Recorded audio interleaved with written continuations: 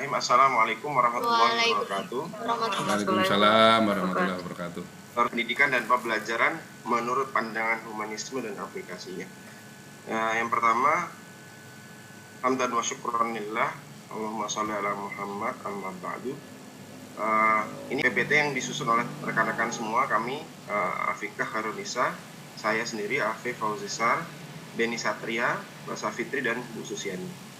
Di introduction atau awalan ini insya Allah akan kami pandu Pak sebagai fasilitator atau sebagai moderator. Definisi teori humanisme. Materi pertama ini sebenarnya kita selesaikan dalam waktu yang cukup cepat sebenarnya Pak.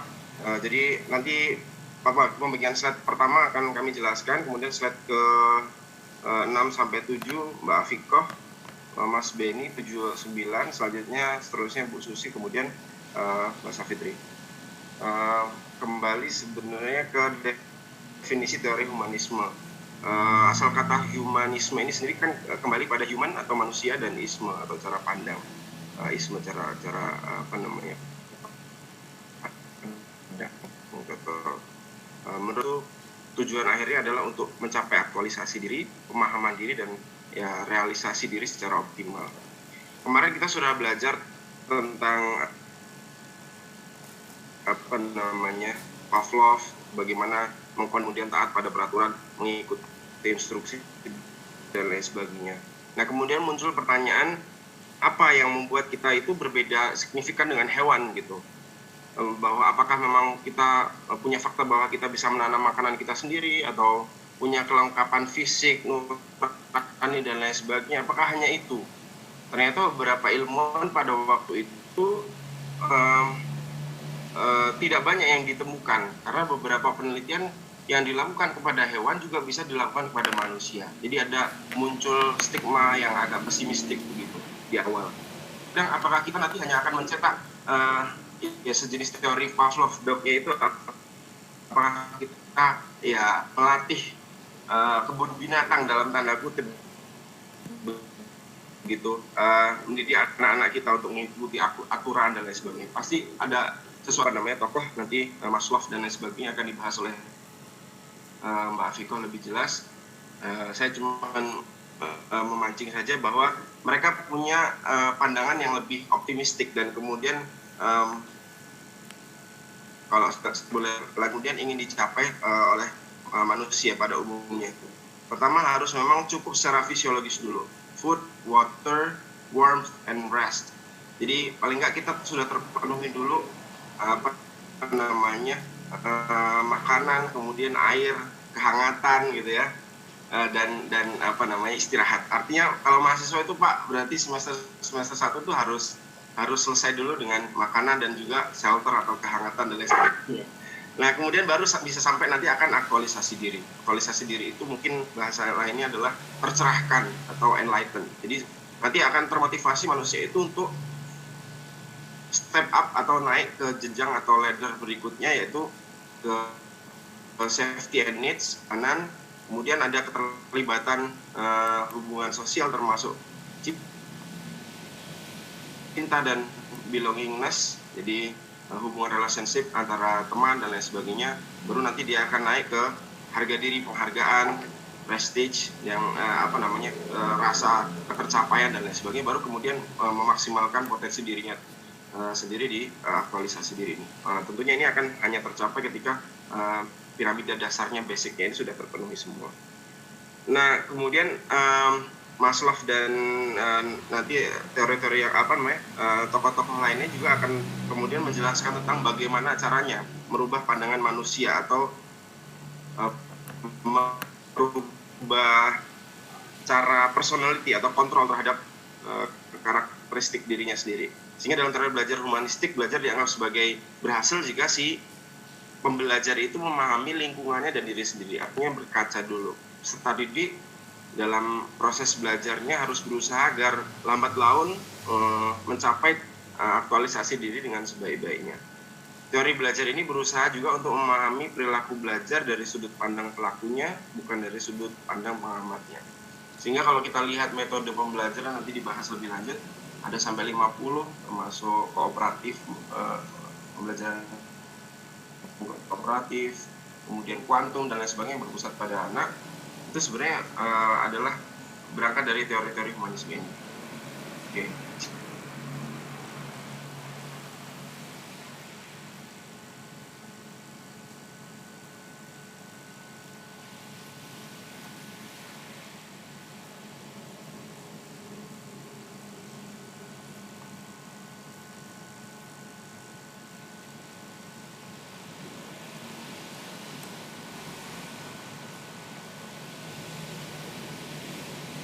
Ciri-ciri pandang humanisme ini lebih melibatkan kepada peran aspek kognitif dan afektifnya, dan mengedepankan pengetahuan atau pemahaman, mengedepankan bantuan perilaku diri sendiri, dan tidak ada yang berhak mengatur proses pembelajaran setiap anak.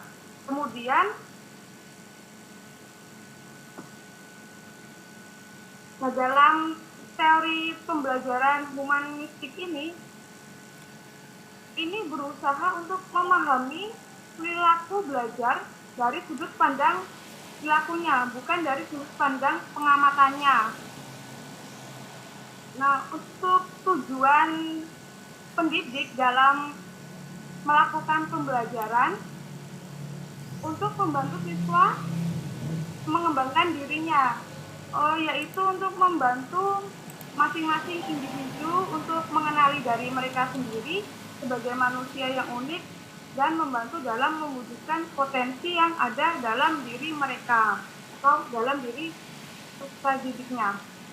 Nah, kemudian untuk pendekatan humanisme ini lebih menekankan kepada emosi, kemudian komunikasi yang terbuka, dan nilai-nilai yang dimiliki oleh setiap siswa.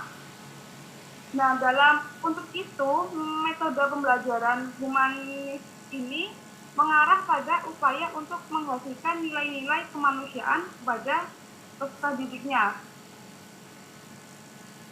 Sehingga pendidik diharapkan dalam pembelajaran lebih menekankan nilai-nilai kerjasama, saling membantu, dan menguntungkan kejujuran dan kreativitasnya. Kemudian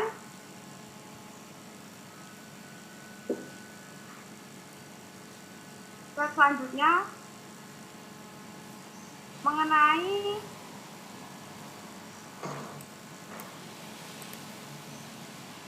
pandangan para ahli humanisme. Yang pertama itu teori pandangan humanisme menurut Carl Rogers. Nah, menurut Carl Rogers ini, manusia lahir membawa dorongan untuk meraih sepenuhnya apa yang diinginkan dan perilaku dalam cara konsisten menurut diri mereka sendiri. Nah, pendekatan ini tidak bersifat menilai atau memberi arahan yang membantu peserta didik mengklarifikasi dirinya tentang siapa dirinya sebagai suatu upaya memfasilitasi proses memperbaiki dirinya. Nah, untuk teori menurut Carl Rogers ini terdapat prinsip-prinsip, yaitu manusia mempunyai belajar alami, kemudian belajar signifikan terjadi apabila materi pembelajaran dirasakan murid mempunyai relevansi dengan maksud tertentu. Nah, belajar yang menyangkut perubahan di dalam persepsi mengenai dirinya, tugas belajar yang mengancam diri lebih mudah dirasakan bila ancaman itu kecil. Bila ancaman itu rendah, terdapat pengalaman siswa dalam memperoleh saraf. Kemudian belajar yang bermakna diperoleh jika siswa melakukannya. Kemudian belajar lancar jika siswa dilibatkan dalam proses belajar. Untuk teori selanjutnya yaitu menurut Abraham Maslow. Nah, menurut Abraham Maslow, teori ini merupakan salah satu aliran filsafat modern yang eksistensialisme. Nah, aliran ini menolak paham yang menyatakan manusia hanya semata sebagai hasil bawaan atau lingkungan sepenuhnya. Nah, sebaliknya aliran ini menyatakan tiap individu memiliki kebebasan untuk memilih, menentukan tindakan dan nasibnya sebagai konsekuensi atas eksistensinya. Kemudian menurut Kolb itu terdapat 4 tahap belajar, yaitu yang pertama itu tahap pandang konkret. Nah, pada tahap ini seseorang mampu atas dapat mengalami suatu proses atau suatu peristiwa.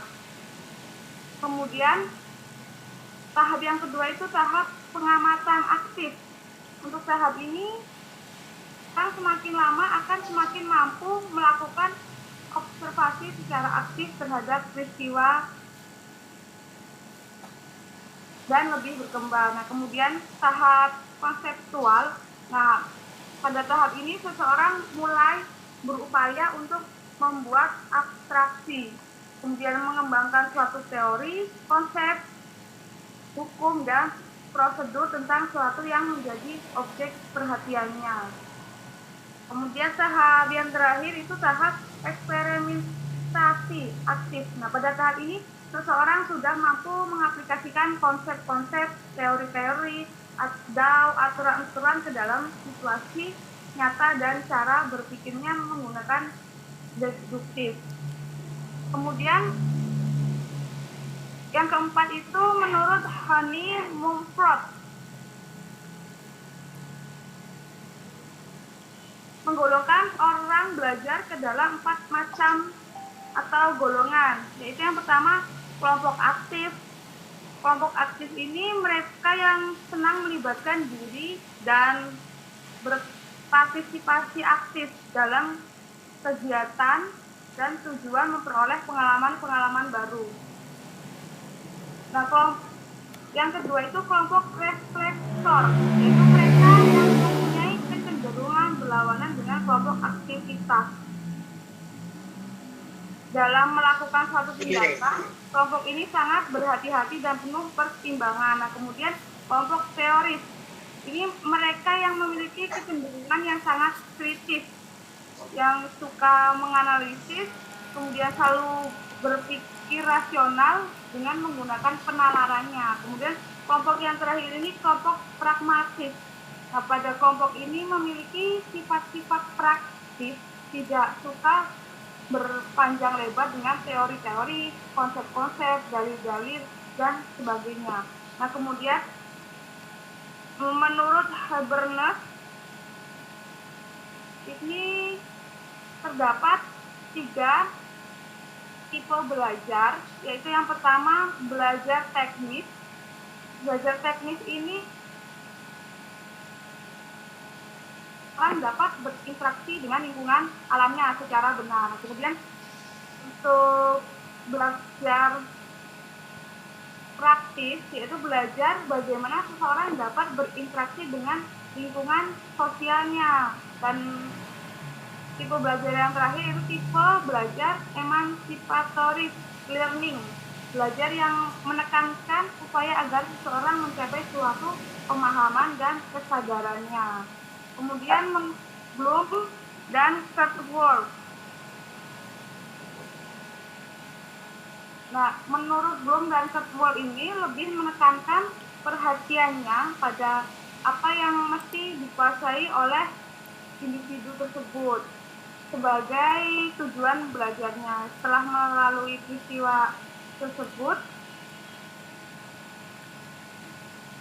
tujuan belajar dikemukakan dengan sebuah taksonomi Bloom, yaitu yang pertama domain kegiatan, kemudian domain psikomotori, dan domain efektif. Kemudian menurut ahli Arthur Tom, ini belajar terjadi bila mempunyai arti bagi individu. Guru tidak dapat memaksakan teori yang tidak disukai atau tidak relevan dengan kehidupan peserta didik. Nah, untuk Combes memberikan, kemudian Arthur Combes ini berpendapat bahwa banyak guru membuat kesalahan dengan berasumsi bahwa siswa mau belajar apabila materi pembelajarannya disusun dan disajikan sebagaimana mestinya. Itu tadi yang saya sampaikan, saya kembalikan ke moderator.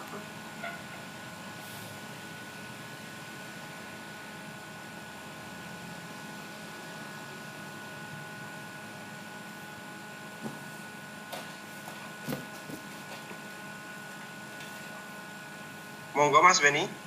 Ya, selanjutnya mendengar suara saya. Ya, kemudian selanjutnya itu adalah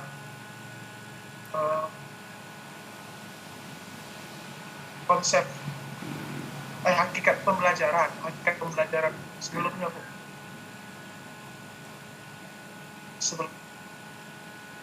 Konsep konsep ya. Ya.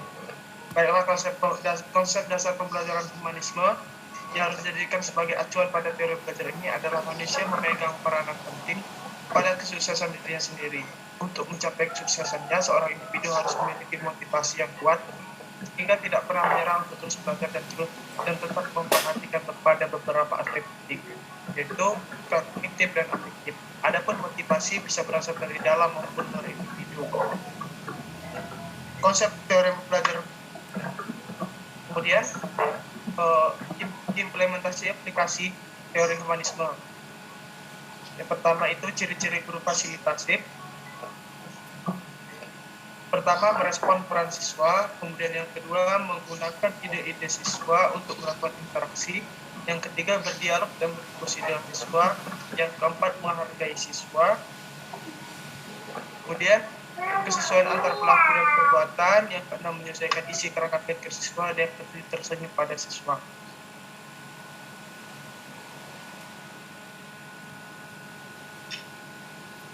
Pembelajaran ini bersifat pembentukan. Ini sudah hakikat pembelajaran. Siapa ini? Ya. Iya.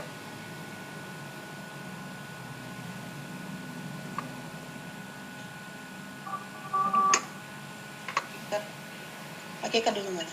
Ya. Maaf, moderator langsung saja ya. Diteruskan tentang hakikat pembelajaran menurut teori humanisme.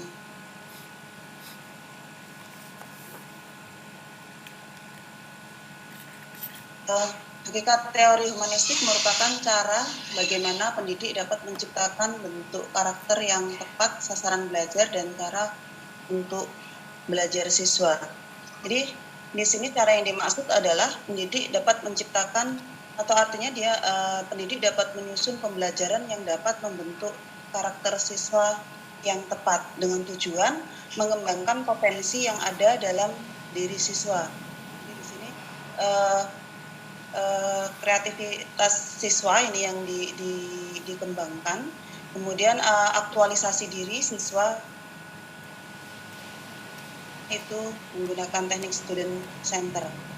Nah, dalam kegiatan aktualisasi diri, siswa itu membutuhkan daya dukung yang baik itu seperti salah satunya adalah rasa aman dan nyaman. Nah, ini bisa diwujudkan dari suasana pembelajaran ataupun keamanan dalam proses pembelajaran. Untuk aplikasi dalam atau implementasi dalam proses pembelajaran, model implementasi humanisme ini bisa menggunakan beberapa model-model pembelajaran yang lebih mengarahkan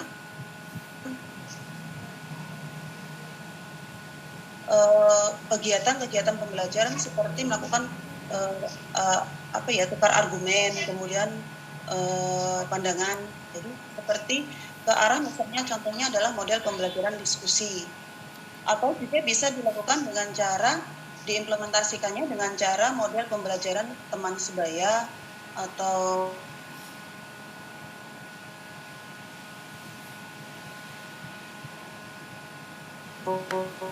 bisa juga dengan jigsaw ataupun dengan yang lainnya yang berprinsip di sini adalah guru itu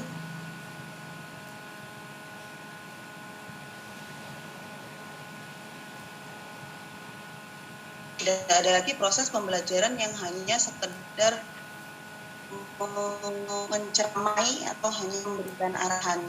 Arahnya ya ke pembelajarannya berlaku pada kegiatan siswa itu sendiri. Jadi gurunya hanya berperan sebagai fasilitator atau dan motivator. Selanjutnya bisa diteruskan dengan Mbak Saputri. Terima kasih. Selanjutnya yaitu kekurangan teori pembelajaran humanisme. Adapun kelebihannya adalah sebagai berikut. Yang pertama, menekankan pada pembentukan kepribadian fasilitator, hati nurani perubahan sikap setiap individu. Nah, yang kedua itu bisa menumbuhkan minat seorang untuk terus belajar. Jadi kan di sini mahasiswa itu sebagai student center belajar sendirinya, yang itu menjadikan seseorang memiliki pengalaman yang berarti. Yang keempat, menumbuhkan kreativitas individu.